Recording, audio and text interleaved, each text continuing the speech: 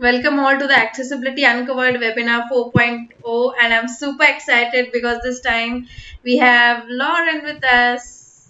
Yay! So let's start. Lauren, can you give a short, brief intro about yourself? Sure. Hi, everyone. Good morning, good afternoon, good evening. Very excited to be here today. I am, like I said, currently based in Seattle. So it's morning my time, and I've got my cup of coffee here. Yeah, for the past 5 years, I've been a designer for Google Maps and working with a global team and with local communities and local guides to learn how to make Google Maps more accessible and inclusive for more cities around the world. So it's been quite an interesting job. And before the pandemic, I traveled to a lot of different places across the world, and that was fantastic to connect face to face with more people. Now we're living in this virtual time. But I think that at the end of the day, I am really just kind of feel like I'm here on this planet to, help foster community across the world and figure out ways that we can make technology more inclusive for everyone. So I'm very excited to have this conversation with you all today, to learn with you all today. And I also enjoy teaching at various universities across the world and consulting with teams about how they can bring their teams together towards this mission as well. So lots of opportunity ahead of us, and I'm very, even though it's been, quite a challenging time on the planet right now, I'm very hopeful as well about the future and how we can just really transform our planet towards a more communal and peaceful and just accessible world. So thank you for having me. Wow, that was amazing, Lauren. It's really great to see you. Please go ahead, Emeka. Yeah. So, hi guys. I'm going to read a short biography of Lauren so that we'll get to understand what she does and how she makes impact on Google Maps. So, um, just give me a few minutes. Lauren Celenza is a designer, speaker, and writer shaping technology towards more inclusion, equity, and humanity. She currently serves as design lead for Google Maps and teaches as an adjunct professor at universities across the world. Throughout her time at Google, she worked to create inclusive and equitable practices in the way maps and technology are shaped, ultimately shifting Google Maps from a technology made for cars to one made for motorbikes and public transportation. Prior to Google, she designed for a number of tech startups, nonprofits, and civic organizations, including the Gates Foundation and Citizen Schools. Her work has appeared in Forbes, the New York Times, BBC, and CARS. So I'm going to post a social media links and website. You could follow her after this meetup. So our questions are going to be around some of her work, and we'll get to learn how local guides and one accessibility team could, make further impact across the world. So thank you for sparing your time to join us today, Lauren. You're welcome. Thank you, So Emeka. I'm Isha, so excited to be here. Isha and I will be talking to you at various points, asking you questions, and we also have our attendees ask you questions in the other session. So back to Isha. Thank you so much, Emeka, and it was a really nice introduction. I think, Lauren, your achievements and the work you do is really, really inspiring. So, actually, we had when we had posted this message, for the webinar, we had a couple of questions that the attendees had sent when they were registering with us. So, first question that was asked was, what is inclusive design? Big question. I love that we're starting with this question first. It's so powerful. So I like to define inclusive design as the practice of removing barriers of exclusion so that more people can safely and freely interact with the world around them. And this is a mighty task to achieve, and it's a lifelong task. It's something that we're always going to be learning about and learning to shape and learning to transform. And so that's why I think it's important to call it a practice. It's an everyday practice that we embark on. And that's how I define it. Okay, great. I mean, it's true that inclusivity has to be a continuous process, I think, right, Lauren? Yes. Yeah. Yes. So the next question that was related to it was, how did you become involved with the inclusive design? Well, it's been a term that I think has been sort of collectively coming forward in the industry over the past few years. Um, and I think that there's a lot of people in the tech industry in particular that are trying to kind of figure out what it means. And so there's a lot of ambiguity around it. There's a lot for us to still learn. But I like to say inclusive design because my hope is that it includes accessibility as well. It includes multiple identities across, our abilities, our nationalities, race, gender, and our kind of backgrounds and experiences. And so there's a lot of opportunity there to learn more, in particular, about communities that maybe haven't been included historically, and by shifting that lens and focusing it on those types of communities, I think that that's really where inclusive design will thrive. So my hope is that we can, as an industry, as a culture, globally, we can, start to define it more and more so that it becomes more clear and it becomes more ingrained in the businesses and technologies that we work with and for. Okay, and do you think the world has significantly made progress in, closing or reducing the accessibility gap? What do you think? I think we have a lot of work to do. I personally feel the progress has been slow. And I say that because I think the practice of accessibility and inclusive design is sort of a two-part practice in my mind. So what I mean by that is that, first of all, it requires us to look within ourselves and to say, where have I felt excluded in the past? And also, where do I have certain privileges that other people around me may not have? And by having that process, it requires us to be vulnerable. It requires us to really look within. And that's one of the hardest parts. And I think that that two-step process allows us to actually start to see all the ways in which the world may not be designed for many people. It may work for us as individuals, but it may not work for the collective, right? And so by looking within and kind of reflecting on ourselves a bit is important. It's critical for actually understanding inclusive design and accessibility. For example, I know that as a woman, sometimes I face exclusion in the way that I interact with the world, the way that I might interact with technology or maybe certain teams or people.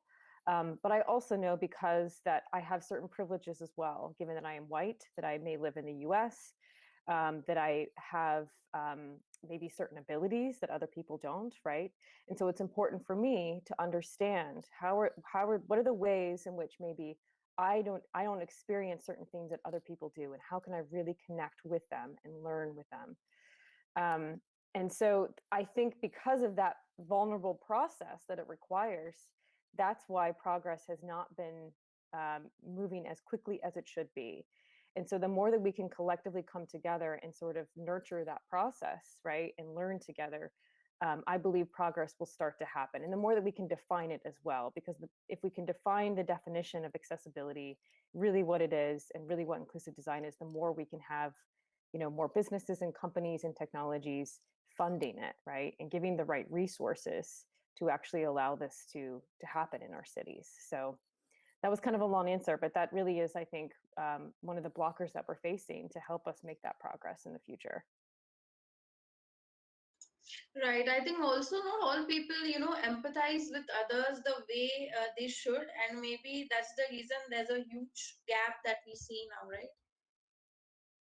Exactly. And I think the process of building that empathy requires us to slow down. We live in such a fast-paced world that it's hard to actually take a moment to learn and slow down and have a conversation with someone who may be different from you or may come from a different background or experience than you and say, I'm going to sit and listen. That is powerful in itself, but it's a practice that we often forget to do because we live in such a fast-paced, aggressive type of world. So that's something that I think is another piece to this process as well that's important. Yeah, I think the next question is pretty interesting. Like, what is the most interesting thing you have encountered in your line of duty? Oh, wow. Most interesting thing I've encountered in my line of duty. This is a hard one to answer. I think that I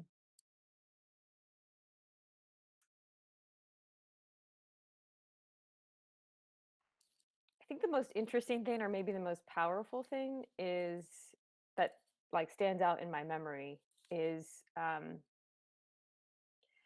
just how much throughout I think my travels, how much I have felt welcome. And I think that I sometimes felt afraid to connect with various communities around the world because I wasn't sure if they would accept me or if I knew how to connect with them. And there's a vulnerability in that, right? And I think that I just am very moved by the fact that I've always felt welcome by many local guides. I've always felt welcome by many teams and students that I've met with. Um, and so what's interesting to me though is that there's still a lot of opportunity to give power and privilege to more people around the world and let them have a voice and let them have sort of the role of shaping technology and shaping the way that we interact with each other.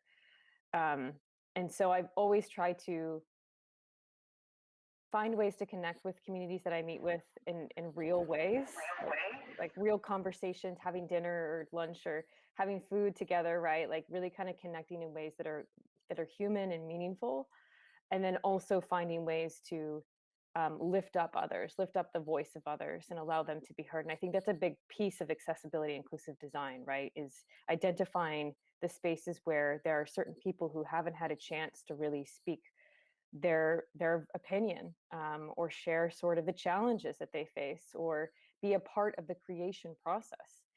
So this is again going back to a lifelong learning. This is going to take a long time for us to make that transition, but it is so critical to the way that we design and create in the world. So I think it's just been those moments that have been most interesting to me, and I'm very grateful that I've met so many people who are so welcome to me as well. Yeah, I think so. So it's more of, I think, the perspective of the people, right? Like we always, whenever we like, even when I had shifted from India to UK, I had the same thing in my mind. Like, will I be, freely welcome in the community, and will I have that, space and not called an outsider? So yeah, I think everyone has that thing when they move around, right? Exactly. And that's the exclusion piece, right? So the removing the barriers of exclusion. If we feel like we're separate, if we feel like we're an outsider, it's going to be a lot harder to interact with the world around us. So how do we help more people feel like they're not an outsider? Um, I want to mention there's an amazing book out there by the author Kat Holmes called Mismatch. And it's an incredible book because she defines disability not as a disability, but rather mismatched interactions with the world. If the world was designed for more people who had disabilities, would we still call it a disability? Right. So it's kind of reshifting or reframing our perspective of what accessibility and disability is. And it's in that reframing of our mindset that we can allow for more inclusion to happen. So I'll put a link to the book here, but it's a really incredible read, and it's important for us to even reframe how we define these things. Wow, would love to read that book.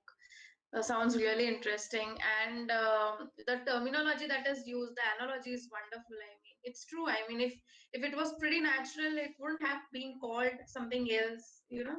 Yeah, that's great. Um, Next question is, when you started working with the MAPS team, did you envision that it would become this inclusively successful?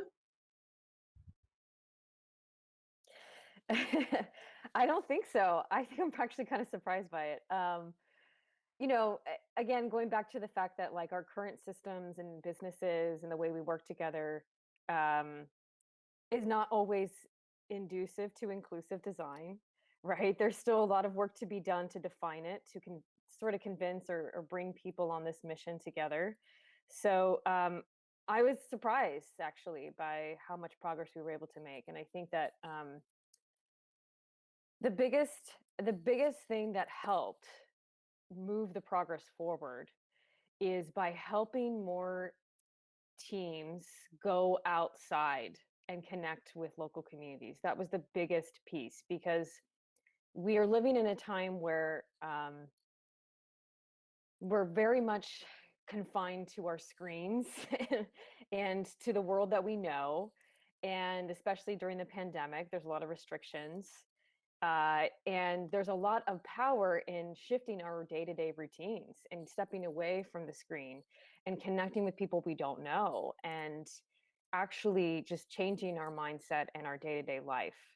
Um, and that as I'm reflecting back on this, for example, making Google Maps more inclusive for motorbikes, like that wouldn't have happened um, if we wouldn't have brought engineering teams into the field to actually get on a motorbike and like ride around various cities and immerse themselves in an environment that maybe they've never been in before. And it was huge. It was a huge breakthrough just by going outside, just by going outside.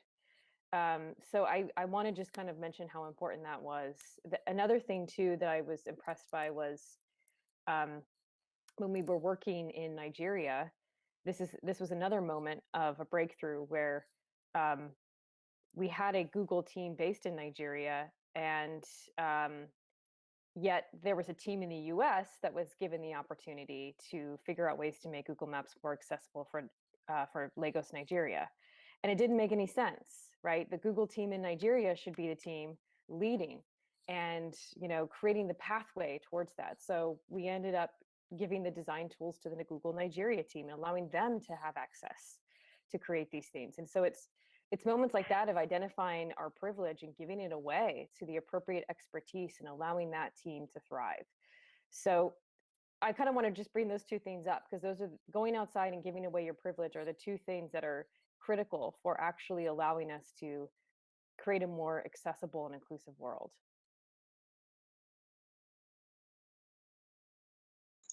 Yeah, actually, yeah, if you step into the shoes of the people who are actually facing the, exclusivity, I think that would be a better option. I think, yeah, that's true. Also, the next question is, I learned that one person has said, I learned that you teach at some universities. Do you teach inclusive design or accessibility topics as well? Yeah. Hi, Pratik. Yes, definitely. I teach a lot about this. And the way that I teach it is, again, to help build that empathy. So I help students feel like what it feels like to actually be excluded. So we do these interesting exercises where um, we may put like a blindfold on our eyes.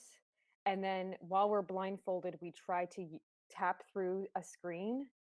And it's a great exercise because it builds empathy for what it's like for people experiencing blindness and what they have to do to try to use technology, right?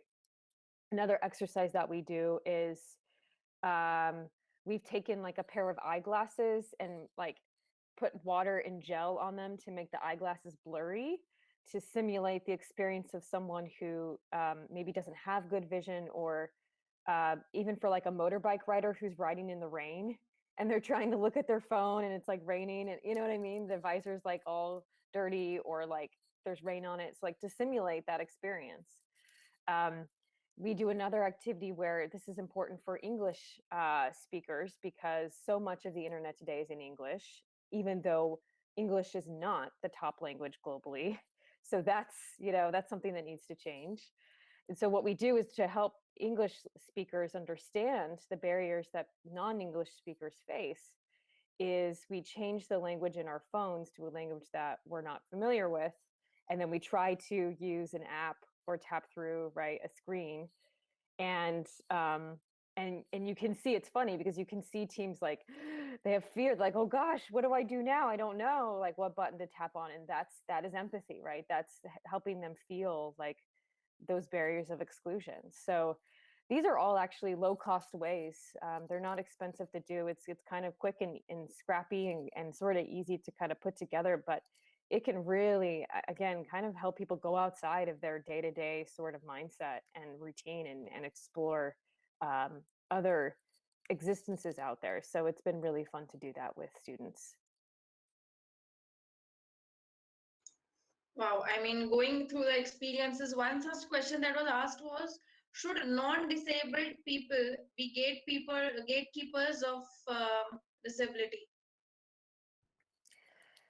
Yeah, so if we're defining gatekeepers as the people who maybe help to design or define the reality for disabled people, I think that my answer would be no. Like, I don't think non-disabled people should be the gatekeepers. I think that instead they should kind of go back to what I was saying, like go outside and connect with communities who experience disabilities, and work with them, create with them, include their voice in the process, so that it's not a process of gatekeeping, but rather it's a process of collaboration.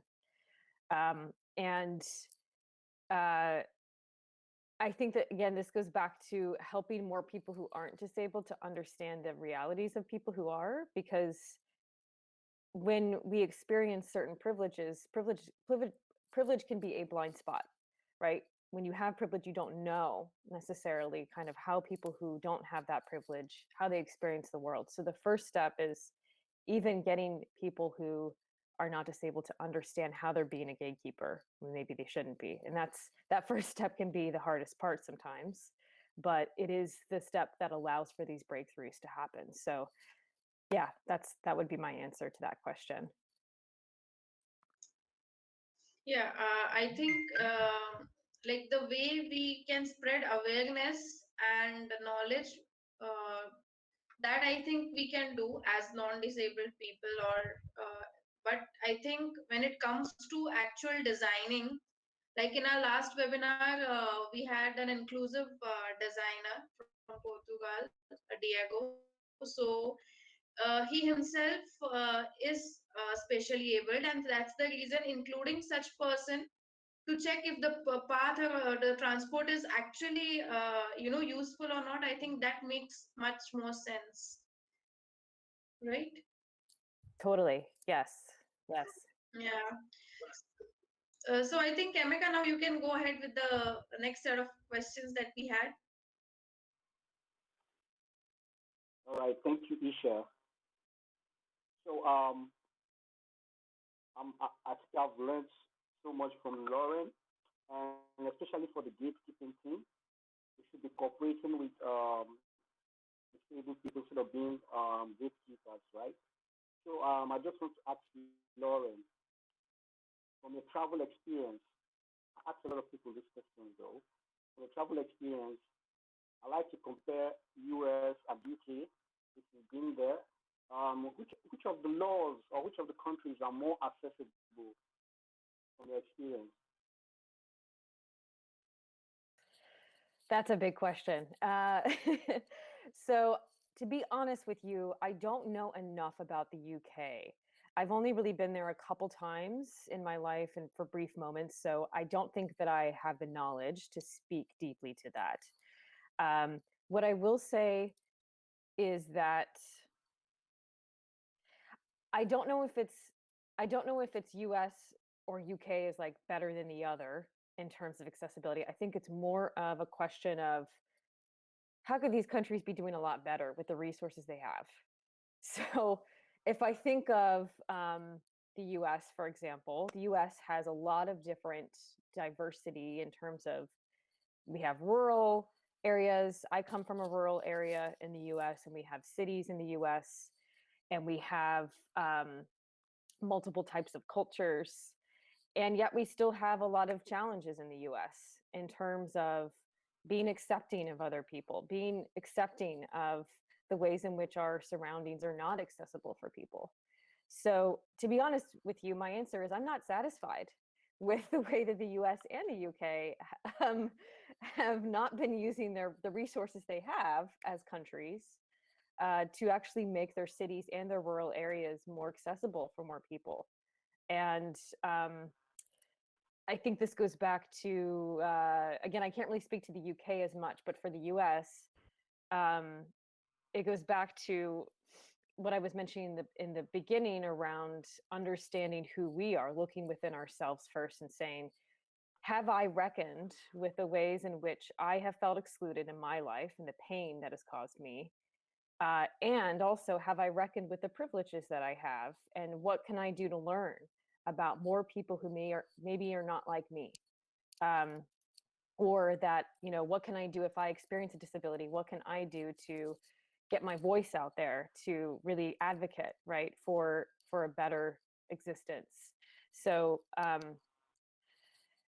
yeah, that's a long answer, but the short answer is I'm not satisfied with either of these countries and the way they're doing it, and we've got to do better. Yeah, I feel the same way too. So, what would be an accessible and inclusive world look like to you? You're not satisfied. You want almost all the whole countries or all the world to, remove barriers for people with disabilities. So, what's your dream world for an accessible or barrier-free society? So much opportunity here. I mean, I think that going back to the last question too, the first thing I see is if I look at the US in particular, public transportation is going to be a huge opportunity for the US because the history of the US is that we used to have railroads all across the country that would allow for public transportation and trains. And in the 1950s, people got rid of those railroads tracks, and they replaced it with highways and cars. And if you think about it, cars are not an accessible or inclusive thing. Um, it's something that only people who may have the money to buy a car or know how to drive a car have access to. And so I wanted to bring that point up of like transportation is a huge area. If we look at not just the US, but many countries around the world, transportation, I think, is a huge opportunity to make the world more inclusive and accessible. How are we making the buses that we ride, the trains that we may take, even motorbikes, like the idea of freely moving around our city, and how are we allowing these experiences to be helpful for people who may be in wheelchairs or maybe can't walk?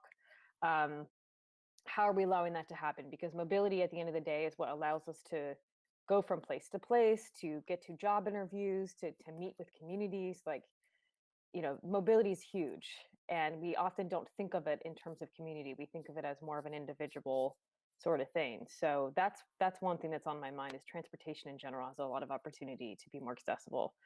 And then I think technology, like there's a lot of opportunity here with just the way that technology is designed. As I was mentioning before, there's a lot of technology out there today that is still primarily for English speakers. What if English is not your first language? What if you're a person experiencing blindness? How do we create more voice technology? What if you're a person experiencing deafness?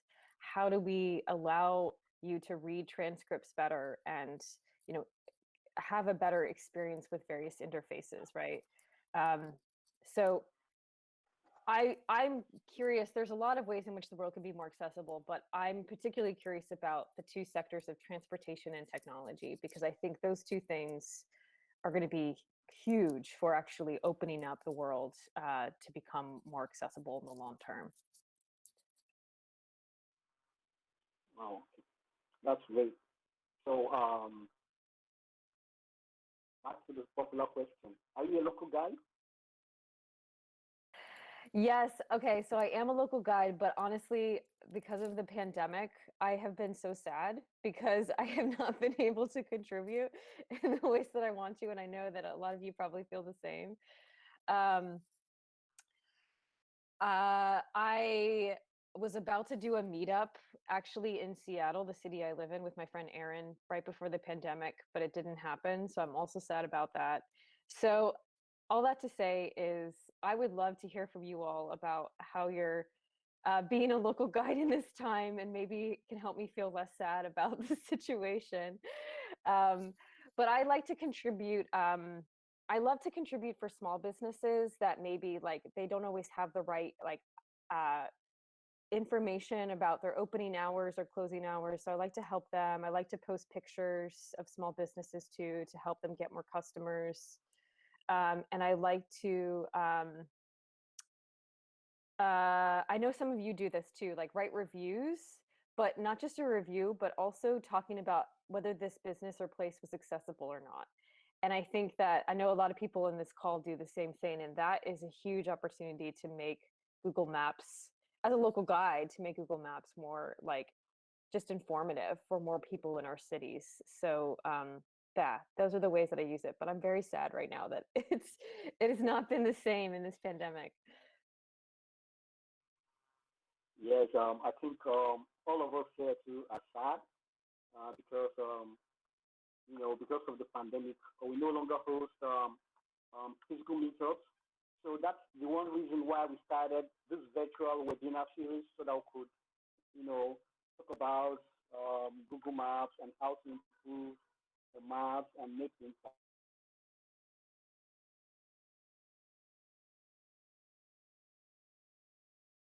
Oh no, I think you froze. Yeah, looks Emeka is frozen.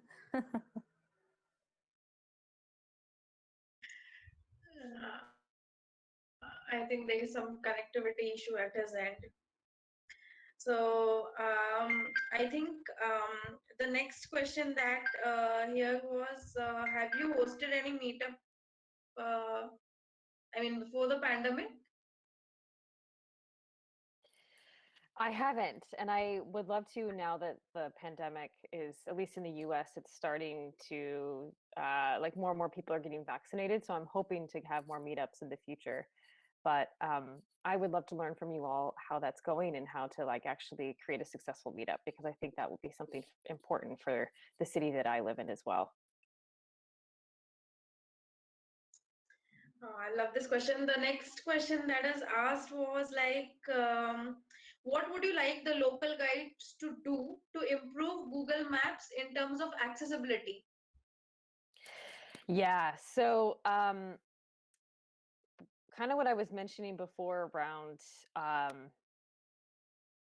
the types of reviews and content that is left on places and businesses. So, what I like to do is when I'm leaving a review on something, to add more detail about whether the place was accessible or not. And I think that there's a lot of opportunity there for, as local guides, for our voice to be more vocal there, because reviews are a space that a lot of people go to assess, is this the right place for me or the right business? And I would love for all of us as local guides to like use that space to talk about accessibility, and to think about when we go to a new location.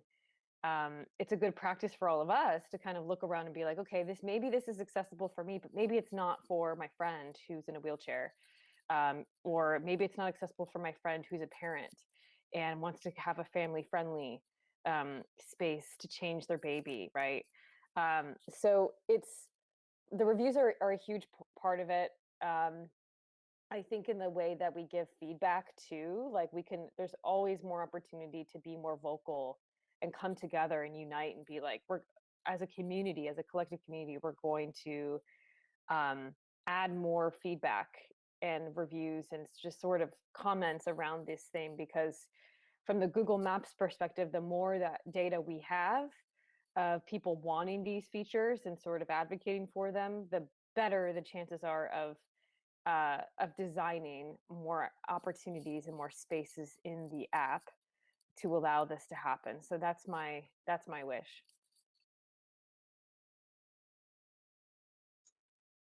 Yeah. So the more the better. Yes.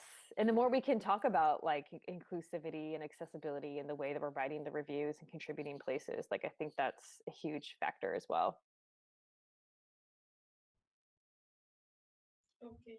So I think Emeka has joined. Emeka, would you like to take over?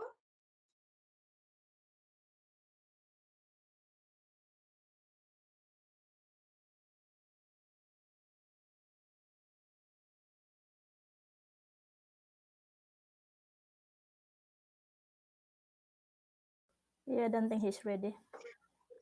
Yeah, I think I'll start with jump to the next question. The tech industry is becoming bigger and better. What career options are available for those who want to get into inclusive design? Are there some educational professional networks that you would recommend? Great question. Yes, so there's lots of kind of classes that are opening up around this. I know Google in particular is starting to do a certificate program where you can start to take UX design classes, user experience design classes, to develop the skill sets around this. Like I mentioned before, there's books on this topic too. Mismatch by Kat Holmes, I put it in the chat, is a great book to start with. Um, and I have a kind of, maybe I can share a list later of other spaces that I'm seeing popping up around this topic, because there's a lot of different communities coming up around this, but I can't always think of it off the top of my head right now. And in the future, I'm going to be, I would actually love to continue to connect with this group, because in the future, I'm going to start opening up my own webinars and classes around this topic too that you can take. So um, that's something I've been working on and hope to launch it in the next few months. But the more I think that we can just sort of come together as a community around this topic and share resources, the better, because we need more people who are going to advocate for this mission. Okay. Thank you so much, Lauren. If it will be great if you can share the name of the book or any link wherein even we can go and take up classes in our free time. Yes, awesome. I will share that. I just posted the book as well again in the chat. And I also want to address, let's see, Aditya's question. Aditya, I hope I'm saying your name correctly. Um, he there was a question around how can we add more details about accessibility in reviews, and I wanted to bring this up because I think that this is an important point. Um, the way that you write your reviews, there's opportunities to actually like write out how that place is accessible. So for example, instead of just saying this restaurant was good and the food was good, you can say this restaurant had a space for people with wheelchairs to sit, or this restaurant was family friendly because it had this thing. So just writing out more detail in your reviews around what you're seeing or what you're not seeing and how it could be more accessible is going to be helpful for people to actually look at the place and assess whether it's right for them. My hope is that in the future we can create more opportunities in Google Maps to have more like um, whether it's more buttons or just more like features to really talk more deeply about accessibility. But I think as a first step, by using that review space, that will be a great first step to getting us towards that. So I just want to call that out. Right, right.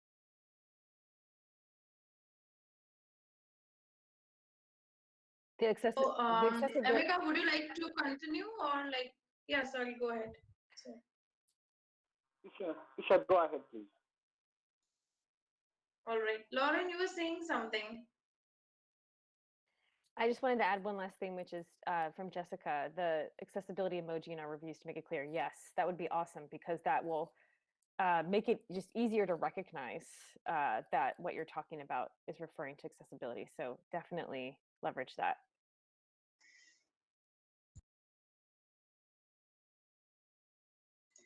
Okay. Okay, I think this question is from Emeka. You have been on assignments to Nigeria, India, and Indonesia. Which was the most interesting country for you?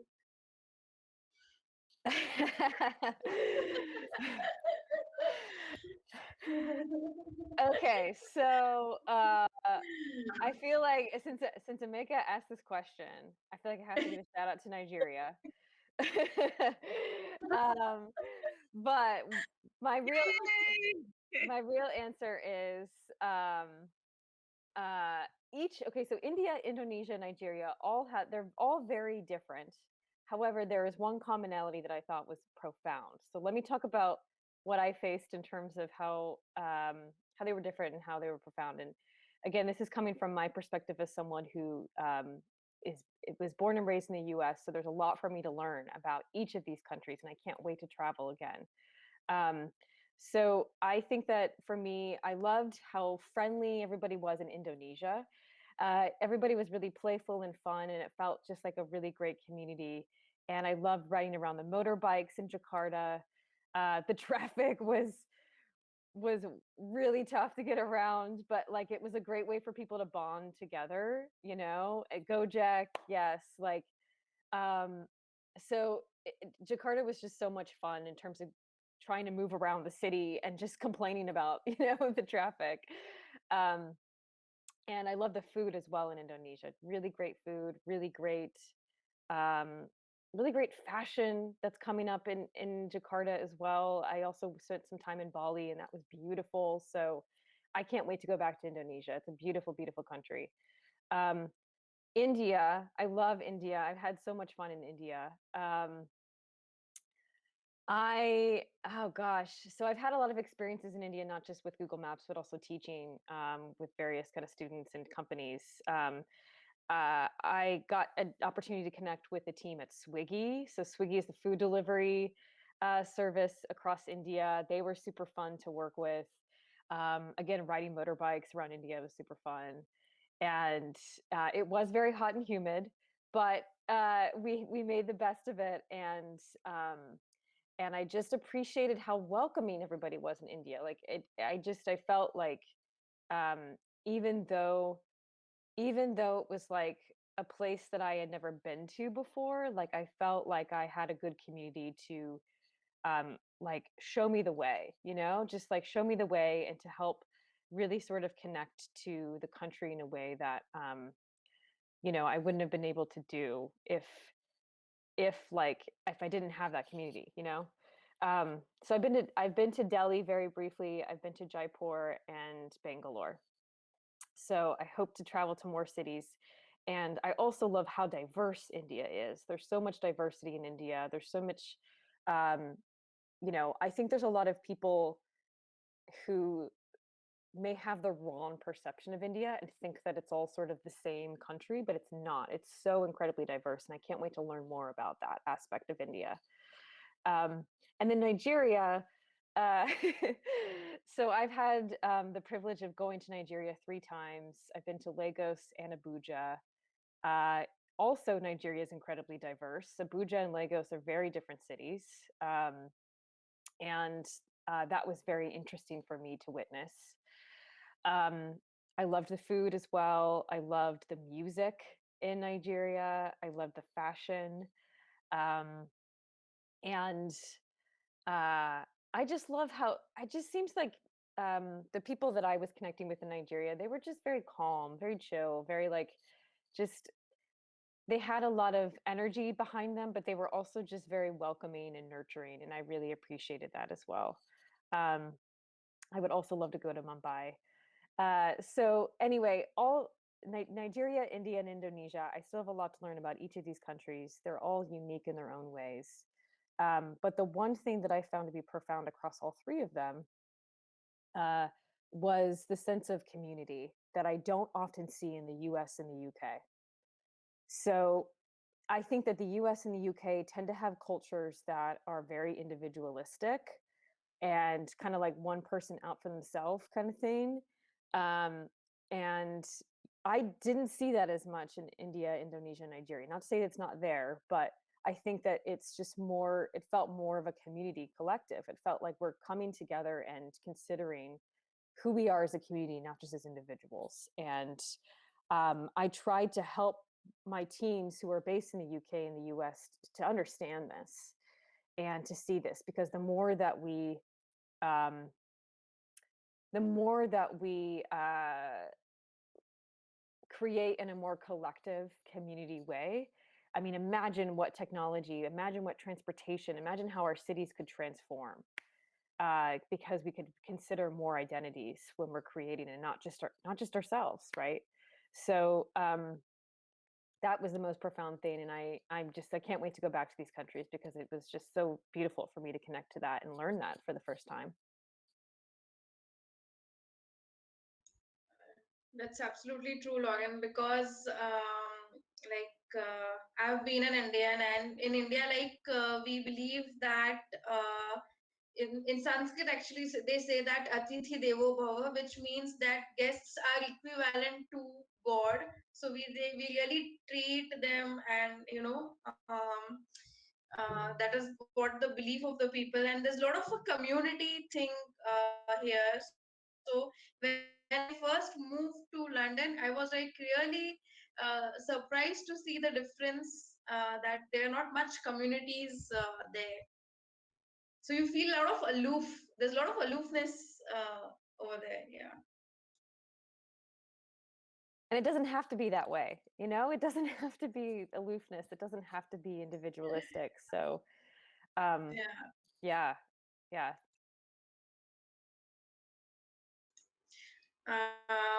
Okay. The next question is, what do you think about making maps more inclusive? I love the initiative. Can't wait to see the future of it as we again reemerge from this pandemic as well. There's a lot of potential with it, and I'm so proud actually of the progress that this initiative has made. So shout out to everyone who's been a part of it. Um, I think it goes back to a little bit what I was saying before around like just continuing to do whatever we can as local guides to contribute in ways that shine a light on accessibility. Is this place accessible? How could it be more accessible? How can I leave a review here? How can I share this place with more people if it is a good place for accessibility? That's one aspect of it. I think the second aspect is um, how do we teach our communities as well to use Google Maps in that way? Because I know a lot of us may have, like for myself, in a lot of cases, I may teach my parents how to use technology, and some of my friends who maybe haven't used an app before. And so sometimes when I'm teaching them how to use it, I will show them all the ways in which they can use it to better advance accessibility.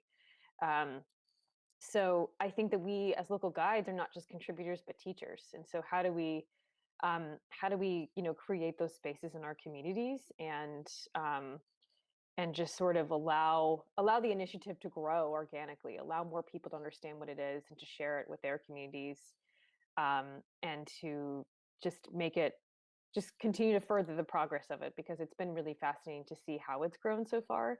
And I think there's a lot of potential, especially in this pandemic, where we're asking ourselves, wow, how can we how can we make the world a better place, because it's just broken in so many areas, right? It's broken in a lot of ways. And so I think more and more people are going to be like open to having those conversations now, and this is a good time to have them.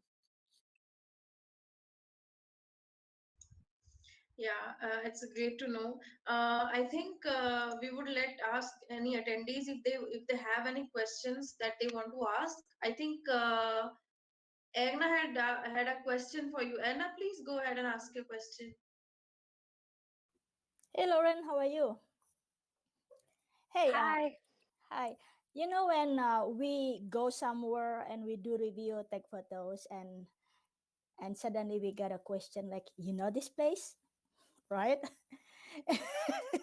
And when you go there are not so many uh, choices for accessibility.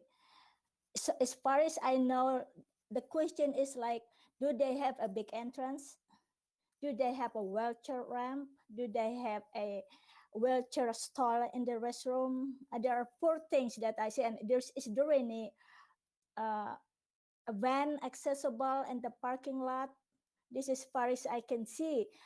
Do you think I don't know who in charge that part, maybe your department, if you can add more choices, like is there any braille menu if there's a restaurant, if there is anything like a big chair for the wheelchair or big spot in the table for the wheelchair, and how we proceed with that, how can we get those choices, more choices? Okay, thank you, that's my question. Fantastic. Thank you so much, Erna, for showcasing that, because I think that is actually a great space that we can, that question of, do you know this place? Like we could open that up more, right? We can open that up more to ask more questions about accessibility, and which would make it easier for us as local guides to contribute quickly, like whether this place is actually accessible for what you mentioned, is there a big spot for wheelchair? Is it family friendly? I think is another one, right? We can make it more accessible for families and parents. Um, yes, I can continue to bring this up with the team, and if there's more ideas that you have around questions that could be utilized there, feel free to leave it in the chat, and I will collect as much as I can and communicate that back, because I think that's a really great idea, and thank you for sharing. Thank you.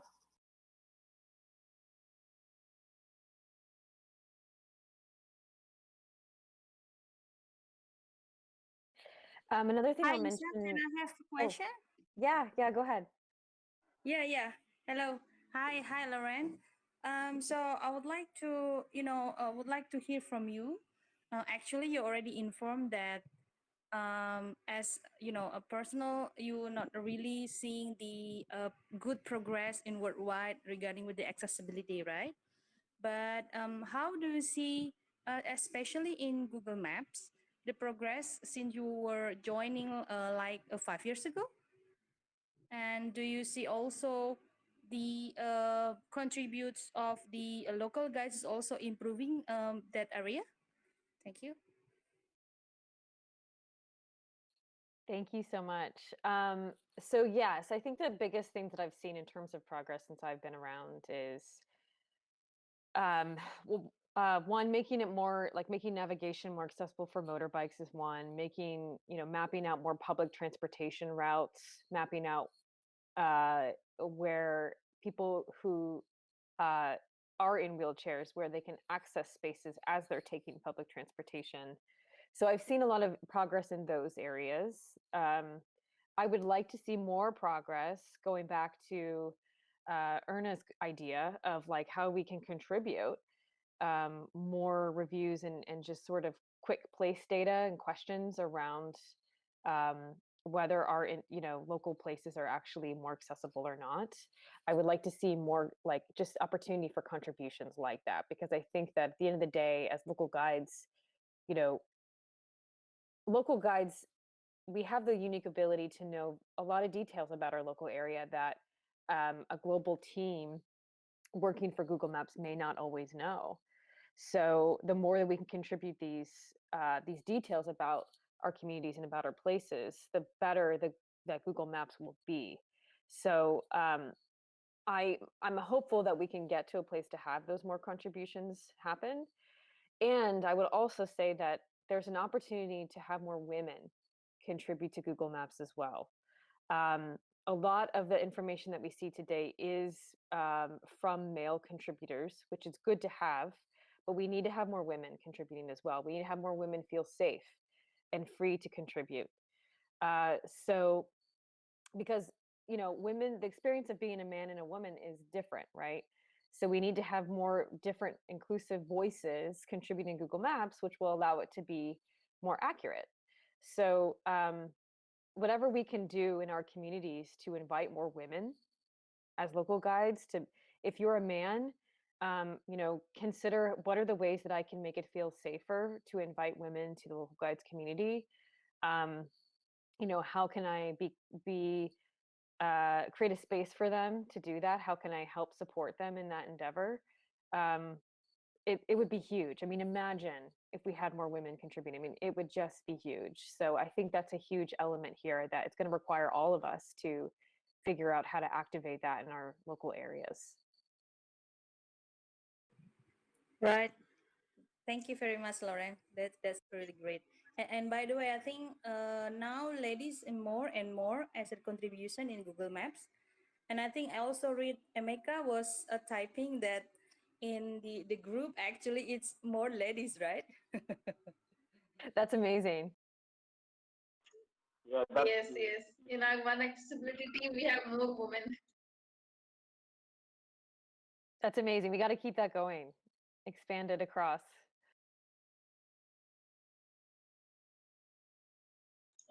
I had posted one idea actually, to make maps more inclusive. It was like to add more options. When we look for a particular place, it says that is it wheelchair accessible? Is there a lift or something? It shows those questions, right? Not the questions, but it shows the tags, right? I've shared the link in the chat. My suggestion was that if you would be happy if anyone in the team, they also add the tags such as visual impaired friendly or hearing loop available or language interpreters available, guide dogs or assistant dogs allowance, or special help available. So those kind of tags, because currently we just have that, yeah, a wheelchair is available, or so it would be more inclusive for others as well. Currently I think only the mobility thing is in picture, right.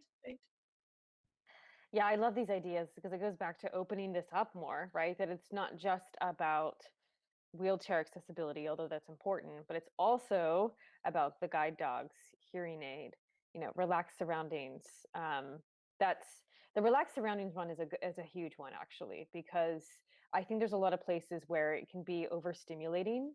I myself consider myself to be a highly sensitive person, and I'm sometimes sensitive to noise in light. So yes, that would be amazing to include, because that would allow more people to feel safer and comfortable, right, to go to that place if that attribute was Right. there. So thank you for listing this out. I mean, Isha, I think this is a great example, not just the idea that you're showing here, but the way in which you're using our Connect platform to list out these ideas so clearly. And I would encourage other people, if you've got ideas like this, to use the Connect platform to clearly list it out, because there are definitely teams at Google that are looking at this, and I'm going to share this with that team as well. And the more that it's listed out in this very clear way, the better chances we can allow these things to happen. So thank you, Isha. No worries. Thank you, Lauren. So anybody All else right, guys. has a question? Yeah, go ahead. Yeah. If there's no more questions, probably we'll round up and let Lauren attend to other things. Any other questions? Yeah, I can take one final question if anyone has anything. You can ask me anything. Mm. Oh, okay. Okay, So there was this one maybe I ask the question. last question then. Yeah. So, You. Lauren, this question is for you. When do you plan coming back to Nigeria? Yes, I thought that might be a question. I was about to ask. Gosh, I hope soon. I think that I would need to be vaccinated to travel again. I'm hopeful to get. I have an appointment to get my first shot in the next couple of weeks. So hopeful that that can happen. I hope that everybody in this call can get access to vaccines as well. I've also been working with a program to distribute vaccines globally more easily and more accessibly. So as we're talking about accessibility, getting vaccinated is a huge thing right now that we need to have access to. So I've been helping with an organization and donating and spending some time there. So I hope that that can be distributed in the future. But that would have to be key. So I would love to come back to Nigeria, but I would need to be vaccinated to do so. So hopefully soon. And also I would love to come back to Nigeria and India and Indonesia and other places around the world. Um, you know, not just as someone who works for Google Maps, but as a local guide and as a teacher too. I'd love to connect with more students and more communities and come together and learn together about how we can make our cities more accessible. So if there's opportunities around that, let me know, because yeah, I would love to come face to face with you all. All right, thank you. Isha, that'll be all for me. Yeah. Also conferences, if there's conferences in the future where we can all connect, yes, let me know. And in the meantime, video chat will have to do for now, I guess. Yes. All right, thank you everybody for attending on this webinar. And I want to thank Lauren for sparing her time to talk to us about inclusive design and Google Maps. Highly appreciated. Want to thank you so much. And from all of us at One Accessibility, we wish you the best as design lead at Google. We'll be looking out for new features and we'll continue to contribute to make maps more accessible. So thank you for this opportunity, and I hope you will come back when we'll call you next time too. Thank you so much, Lauren. Thank you. And I would love to do a picture together. If it's accessible for people to turn on their cameras really quick, I'd love that. If not, that's okay too. But let's do a group picture if we can. Yes, I was about to say. All right. Please turn on your camera so that we can have a quick picture. I'm already like a pillow face. You look pretty, Dal. Don't worry. I'm not wearing my glasses. I'm not accessible fully right now. It's okay. So, who is taking the picture? Shall I? Everybody. Okay. Okay, so what shall we say? Inclusivity? Should we all do like the peace sign maybe? Yes, Yeah. Okay. Okay, so 3, 2, 1. Cheese. Thank you. Since I'm from my Thank you mobile so phone, much, so I cannot take everyone. pictures.